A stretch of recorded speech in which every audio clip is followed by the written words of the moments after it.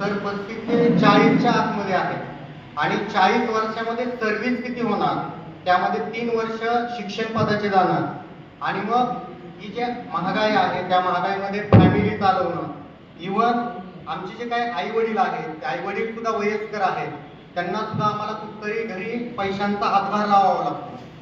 जर कोणाचं जर इमर्जन्सी मेडिक्लेम जर करायचं म्हणलं तर आम्हाला ती सुविधा सुद्धा उपलब्ध नाही आहे. या सगळ्या असलेल्या निराशेतीमधून आम्ही या ठिकाणी रात्री सरांनी आम्हाला काही दिवसांपूर्वी एक मेसेज केला होता की तुम्ही कार्यक्रमाला या, सगळ्यांचं मी स्वागत ठेवलेलं आहे. आणि रात्री अचानकपणे माझ्या लक्षात आलं की उद्या कार्यक्रम आहे आणि मग मी सरांना सहज मेसेज केला की सर उद्या आम्हाला जाण्यासाठी गाडीची सोय आहे का. तर सरांचं मन इतकं मोठं आहे, त्यांचा उदारमत मला त्याच्यातून दिसून आलं. सर सहज म्हणले, तर तुम्ही शिक्षण सेवक पदावरती कार्यरत आहात, तुम्हाला मी येण्या जाण्याची गाडीची सोय करत आहे, तुम्ही एकही रुपया खर्च करू नका. यासाठी सरांचे मी जे काही नवनियुक्त शिक्षक आहेत त्यांच्याकडून या ठिकाणी सर्वप्रथम आभार व्यक्त करतो. या ठिकाणी ज्यावेळेस शिक्षण मंत्री साहेबांना वारंवार निवेदनं गेले, निवेदनामधून त्यांनी खूप मोठं समजा त्यांचं मत त्यांनी मगाशी सुद्धा या ठिकाणी मांडलं की ते म्हणले की पहिलं 6,000 रुपये मानधन होतं की आम्ही या ठिकाणी 16,000वरून 18,000 आणि 18 त्याच्यानंतर 20,000 केलेलं आहे. परंतु हे जे असणारे मानधन आहे ते खूप कमी आहे की आम्ही वारंवार त्यांना वेगवेगळ्या संघटनेच्या माध्यमातून त्यांना निवेदनं दिले, परंतु या निवेदनाला कुठेही त्यांनी मान्य केलं नाही. त्याला केराची वारंवार टोपली दाखवण्यात आलेली होती. आणि मग सरांना मेसेज केल्याच्या नंतर आम्ही या ठिकाणी उपस्थित राहिलो. सकाळी उपाशी पोटी आलेलो होतो. या ठिकाणी आम्हाला जेवणाची सोय सुद्धा उपलब्ध झाली. आणि मग आम्ही सरांना सुरुवातीला ज्यावेळेस आपले जे निरंजन डावखरे साहेब आहेत ते या ठिकाणी उपस्थित दिसले आणि ते योगायोगाने पदवीधर मतदारसंघाचे आमदार आहेत, ते शिक्षण क्षेत्राशी निगडीत आहेत, ते मनात न राहता परत म्हणलं की या आमदारांना सुद्धा आपण निवेदन दिलं पाहिजे. आम्ही परत एक निवेदन आणलं आणि त्यांना पण निवेदन सादर केलं.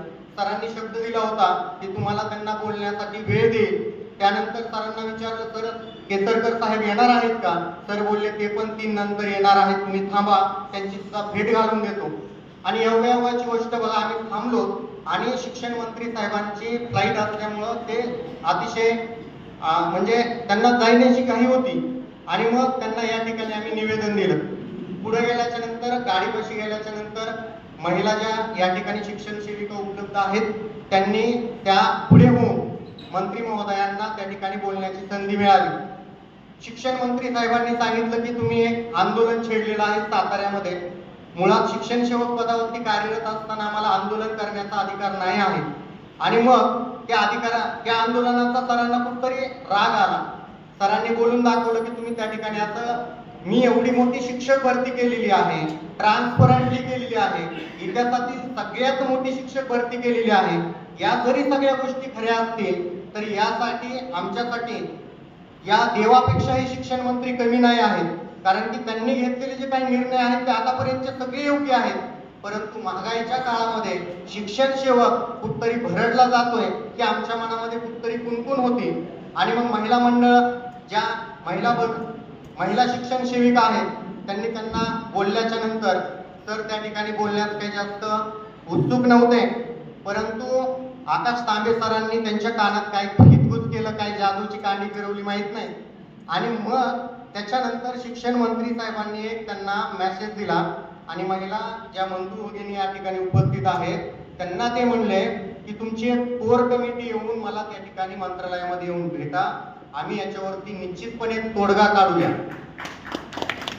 तर कुठतरी ही जी काही कास्ट्राईट संघटना आहे या असलेल्या शिक्षण सेवक पदासाठी इतके मनातून सरांनी जे काही प्रयत्न केलेले आहेत त्यासाठी परत एकदा सरांचे मी या ठिकाणी धन्यवाद मानतो. आणि जाता जाता एवढंच म्हणत, तर आभाराचे भार कशाला, फुलातोऱ्यांचे हार कशाला, एकमेकांच्या हृदयात राहू, हृदयाच्या घरट्याला दार कशाला, हृदयाच्या घरट्याला दार कशाला. आणि सर तुम्ही जो आम्हाला शब्द दिलेला आहे की कोर कमिटीला सर स्वतः आम्हाला मंत्रालयामध्ये सरांची व्हिजिट करून देणार आहेत. आणि जर का आमचा जर हा प्रश्न मार्गी लागला तर आम्ही आशीर्वाद घेण्याच्या लायक आहोत. परंतु आमच्या आईवडिलांचे तुम्हा सगळ्यांना आशीर्वाद नक्की लाभतील. एवढे बोलून माझे 2 शब्द संपवतो. जय हिंद, जय महाराष्ट्र. धन्यवाद.